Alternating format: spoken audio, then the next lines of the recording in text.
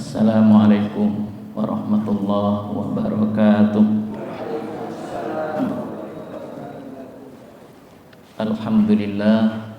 Alhamdulillahilladzi binikmatihi tatimmus shalihat. Asyhadu an la ilaha illallah wahdah la syarikalah wa asyhadu anna Muhammadan abduhu wa rasuluh. Alhamdulillah, kita melanjutkan fikih Islam. Sudah sampai di masalah sholat ya. Di dalam hadis disampaikan tentang memerintah anak sejak umur 7 tahun. Anak-anak kita yang umur 7 tahun harus sudah disuruh sholat. Ini kata Rasulullah. Dan ketika umur 10 tahun masih belum sholat, disuruh pukul. Tuh. Mungkin pukulnya jangan sakit-sakit Pak. Jangan terlalu sakit. Yang penting sudah dipukul dengan koran, mau sholat ya sudah. Tuh, jadi Rasulullah itu pernah bersabda, murus sobiyya bis sholat idza balagha sab'a sinin. Suruhlah anak-anak kita untuk sholat ketika berumur 7 tahun. Sab'an sinin. Sab'an sinin itu 7 tahun. Wa idza balagha asyra sinin fadribuhu 'alaiha. Apabila sampai pada umur 10 tahun masih belum sholat, maka pukullah anak itu agar sholat. Kalau kita berbicara masalah sholat, bagaimana sahnya sholat ya, supaya sholat kita itu sah menurut hukum Islam ya, kita berusaha untuk setiap sholat itu sholat kita itu sah. Jadi yang pertama, supaya sah maka harus suci dari hadas besar maupun hadas kecil. Kemudian juga suci badan, tempatnya juga suci. Kemudian sajadahnya juga suci, gitu. Jadi kita ini pakai sajadah itu sunnah, ya.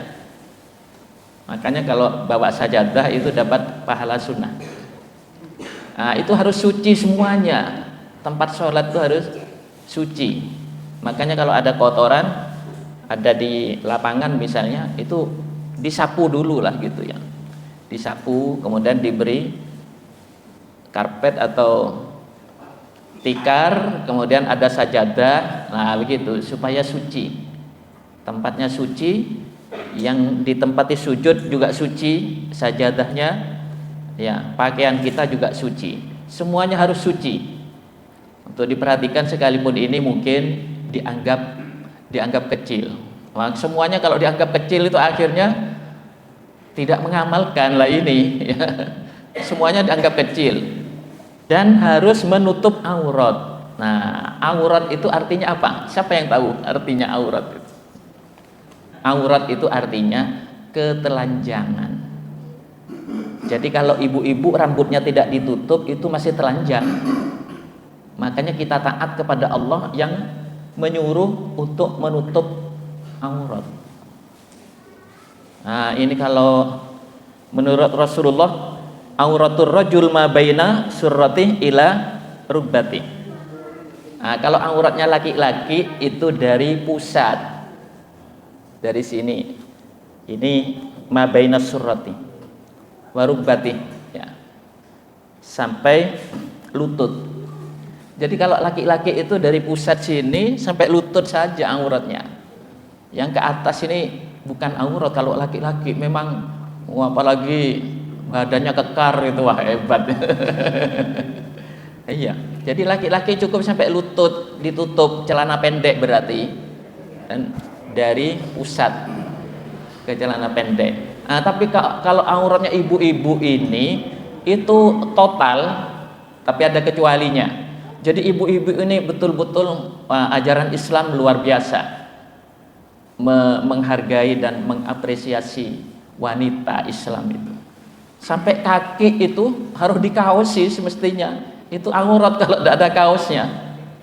Ya, itu aurat, ketelanjangan masih. Yang wanita itu seluruhnya kecuali wajah dan telapak tangan saja. Telapak tangan sama wajah. Yang lain harus tertutup, leher wanita itu harus tertutup. Aurat itu. Jadi kalau tidak ditutup itu ketelanjangan, aurat. Jadi kalau laki tadi untuk sholat, nah ini sudah masalah etika. Sekalipun aurat laki-laki sampai sini, di sini sampai lutut, tapi ketika sholat maka jangan pakai kaos singlet. Ya. Kemudian sholat kalau menghadap mertuanya, wah full dress gitu. Jadi di dalam sholat kita harus tutup aurat. Berikutnya adalah menghadap kiblat ya.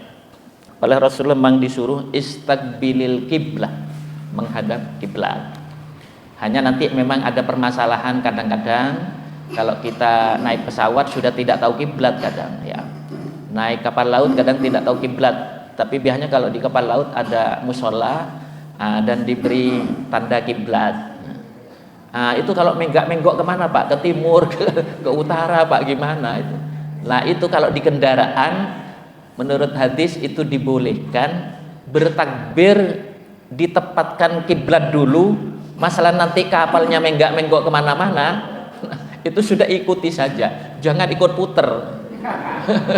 Yang sholat ikut puter nanti. Yang penting awalnya itu tepat kiblat. Berikutnya adalah rukun sholat ya. Rukun sholat. Kalau rukun ini tidak bisa ditinggal ya. Rasulullah itu memang pernah bersabda masalah sholat itu diperintah shollu, kata Rasulullah, sholatlah kamu sekalian kama ra'aitumuni, sebagaimana kamu sekalian melihat aku.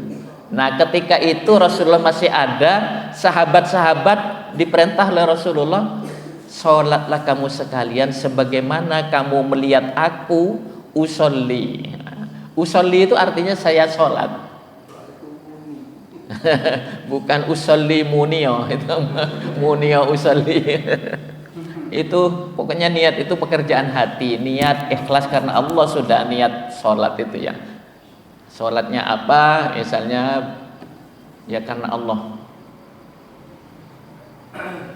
Jadi sabda Rasulullah begitu diperintah, shollu, sholatlah kamu sekalian sebagaimana kamu melihat aku sholat.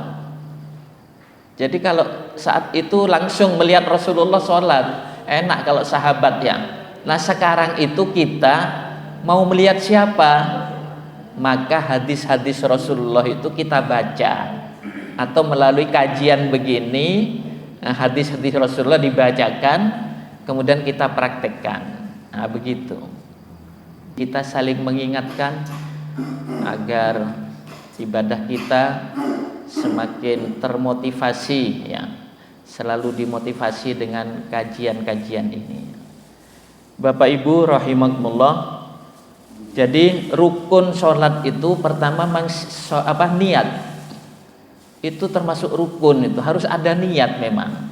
Di dalam hati itu ada niat. Nah, kemudian berdiri bila mampu. Kalau mampu itu kata Rasulullah itu lebih utama. Tapi kalau tidak mampu disuruh duduk ya. Nah kalau duduk itu separuh pahalanya dari yang berdiri. Kemudian kalau tidak mampu disuruh berbaring. Nah berbaring itu separuh dari yang duduk. Dikurangi terus itu. Iya ini kan ada hadisnya ini ya. Ammar ini bertanya kepada Nabi tentang sholat. Faqala sholli qa'iman, kata Rasulullah, sholatlah kamu berdiri. Sholli qa'iman. Disuruh berdiri oleh Rasulullah kalau sholat. Fa illam tastati fa qa'idan. Jika kamu tidak mampu berdiri, qa'idan itu duduk, maka duduklah gitu ya. Kemudian fa illam tastati fa ala jambin. Maka kalau kamu tidak mampu duduk ketika untuk sholat, maka berbaringlah. Disuruh berbaring. Ya. Kemudian berikutnya Rasulullah, fa'ilam tastati, kalau masih berbaring aja tidak bisa, berbaring yang model miring ya. Nah ini kemudian disuruh famustal fian, terlentang. Jadi disuruh terlentang. Nah, jadi hadis yang tadi mengurangi pahala itu begitu. Jadi yang pertama, kalau sholatnya berdiri itu yang paling utama. Makanya kita jaga kesehatan supaya kita selalu bisa sholat berdiri, itu yang paling utama. Wa man shalla qa'idan falahu nisfu ajril qa'im. Barang siapa yang sholatnya duduk, maka dapat separuh. Nisfu itu separuhnya. Nisfu ajril qa'im. Jadi mendapat pahala separuh dari, kalau dibanding dengan yang berdiri. Al-qa'im, qa'im itu berdiri. Nah, kalau qa'id itu berduduk, qa'id ya. Kalau qa'im berdiri. Nah, maka kalau tidak bisa berdiri, naiman, secara tidur ya, berbaring, falahu nisfu ajril qa'id.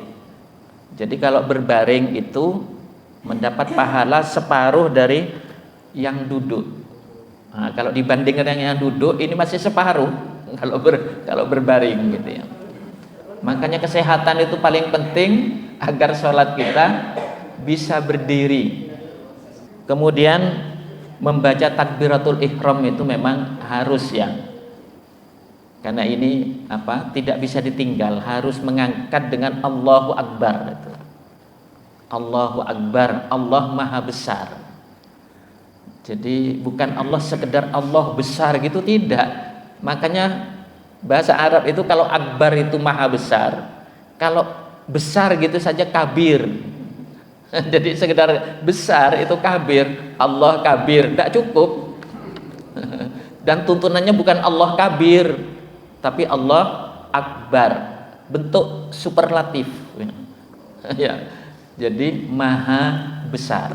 Kemudian, jadi memang diingatkan oleh Rasulullah, miftahus sholah al wudu. Jadi kuncinya sholat itu adalah wudu. Orang yang tidak wudu tidak sah sholatnya. Harus wudu dulu, karena itu kunci untuk membuka sholat itu harus dengan wudu. Saya rasa begitu. Nanti yang lain-lain Bu, yang mungkin ada yang belum sempat, mari mudah-mudahan sekalipun kita sedikit demi sedikit ini, mudah-mudahan ada manfaatnya. Dan marilah kita selalu mengharap kepada Allah, mudah-mudahan ibadah kita selalu diterima oleh Allah Subhanahu wa taala. Kita tutup dengan membaca doa kafaratul majlis.